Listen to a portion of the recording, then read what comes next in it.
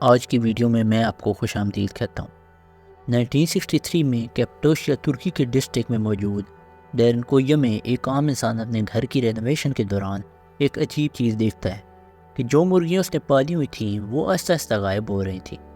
وہ یہ دیکھ کر بڑا حیران ہوتا ہے اور پھر سوچتا ہے کہ کیا پتہ مرغیاں اس دیوار کے اندر گھس گئی ہوں۔ تو پھر اسے خیال آتا ہے کہ اگر مرغیاں اس دیوار میں ہوتی تو ان کی آواز کیوں نہیں آ رہی، اور جب مرغیوں کو بھوک لگتی ہے تو وہ واپس کیوں نہیں آتی۔ اس نے ہتھوڑی لے کر ساری دیوار توڑ دی تو دیوار کے پیچھے اسے ایک ایسا کمرہ نظر آتا ہے جس کا اسے آج تک نہیں پتہ تھا، اور پھر وہ کمرے میں جاتا ہے تو اسے ایک لمبی سرنگ نظر آتی ہے۔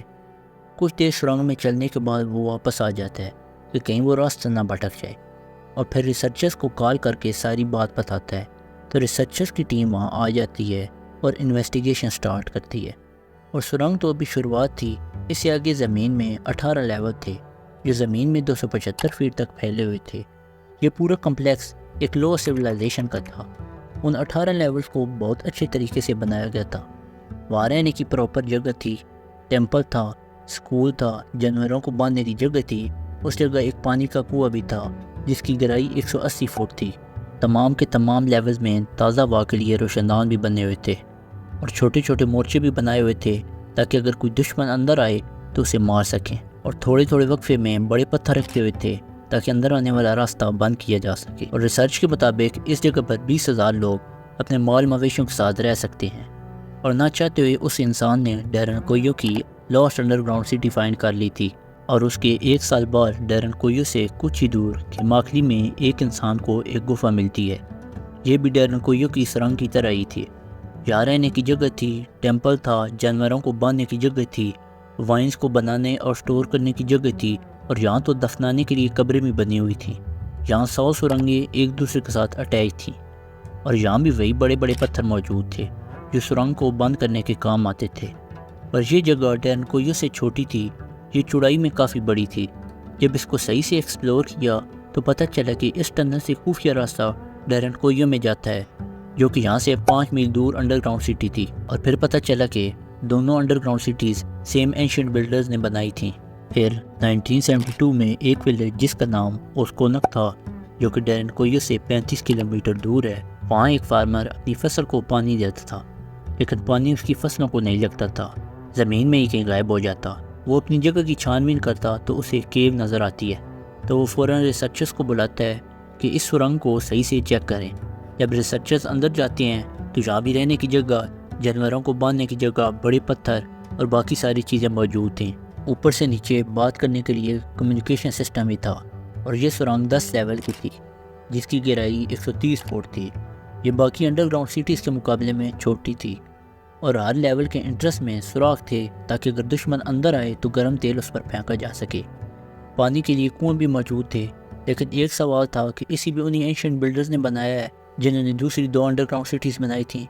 پھر 2012 میں کیپٹوشیا کے شہر نیوشہر میں ایک پروجیکٹ تھا کہ پرانی بلڈنگز کو توڑ کر نئی بلڈنگز میں کنورٹ کرنا تھا، اور اس پروجیکٹ کو کمپلیٹ کرنے کے دوران کئی انڈر گراؤنڈ سٹیز ملی، اور جب انہیں نیو ٹیکنالوجی کے ذریعے چیک کیا گیا تو پتہ چلا کہ وہ سٹیز 5 ملین اسکوائر فیٹ کی تھیں، اور ان کی ڈیپتھ 370 فٹ تھی، جس کا مطلب یہ تھا کہ نیوشہر کی انڈر گراؤنڈ سٹی ڈیرنکیور کی انڈر گراؤنڈ سٹی سے 30% بڑی تھی۔ ڈیرنکیور سے تقریباً 500 کلومیٹر دور ایک مدت نامی سٹی ہے۔ 2020 میں وہاں ورکرز کو ایک گھر تعمیر کرتے وقت ایک کیو ملتی ہے، اور وہ بھی ایک انڈر گراؤنڈ سٹی تھی، اور جب اس کا جائزہ لیا گیا تو پتہ چلا کہ یہ انڈر گراؤنڈ سٹی ڈیرنکیور کی انڈر گراؤنڈ سٹی سے 300% بڑی سٹی ہے۔ پھر سائنٹسٹ یہ بلیو کرنے لگے کہ ایک ٹائم پر پورے ریجن میں انڈر گراؤنڈ سویلائزیشن تھی۔ ترکی کا یہ ریجن ویسے بھی اپنی مسٹریز کی وجہ سے مشہور ہے۔ ادھر جتنے بھی نیچرل راک کے شیپ ہیں وہ والگینک راک کی وجہ سے ہی ہوئے ہیں لاکھوں سال پہلے۔ اس ایریا میں والگینک راکس کو بڑی آسانی سے تراشا جا سکتا تھا۔ جس نے بھی یہ انڈر گراؤنڈ سٹیز بنائی ہیں اس نے بڑی آسانی سے یہ کھدائی ان اوزار سے کی ہے۔ یہ سٹیز کیسے بنی وہ تو سب کو پتہ ہے، لیکن انہیں کس نے بنایا یہ کسی کو نہیں معلوم، اور یہ کب بنائی گئیں یہ کبھی بھی نہیں پتہ چلے گا، کیونکہ ان انڈر گراؤنڈ سٹیز کو والگینک راک سے تراش کر بنایا گیا ہے۔ ان کی کاربن ڈیٹنگ نہیں ہو سکتی، اور کاربن ڈیٹنگ سے کسی بھی آرگینک میٹر کی ایج پتہ چل سکتی ہے۔ جب اس کی ایج ہی پتہ نہیں لگے گی تو بنانے والے کا کیسے پتہ چل سکتا ہے؟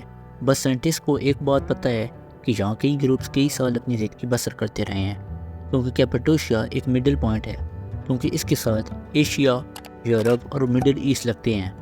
اس لیے یہ ایریا بہت سے لوگوں کے پاس رہا ہے، جیسے کہ گریک، رومان، پرشین اور اوٹومان امپائر وغیرہ۔ اس لیے یہ جگہ کبھی گریس کے پاس ہوتی تو کبھی کسی اور کے پاس، اور یہ جگہ چھپنے کے لیے بھی تھی، اور جو لوگ بھی یہاں رہتے وہ یہاں کچھ نہ کچھ نئی چیز بناتے تھے۔ ان انڈر گراؤنڈ سٹیز کو کب اور کس نے بنایا یہ بات مسٹری بن کر رہ گئی۔ اگر آپ کو آج کی ویڈیو پسند آئی ہو تو چینل کو سبسکرائب کریں اور ساتھ لگے بیل آئیکن کو ضرور دبائیں تاکہ آنے والی ہر ویڈیو آپ تک آسانی سے پہنچ سکے۔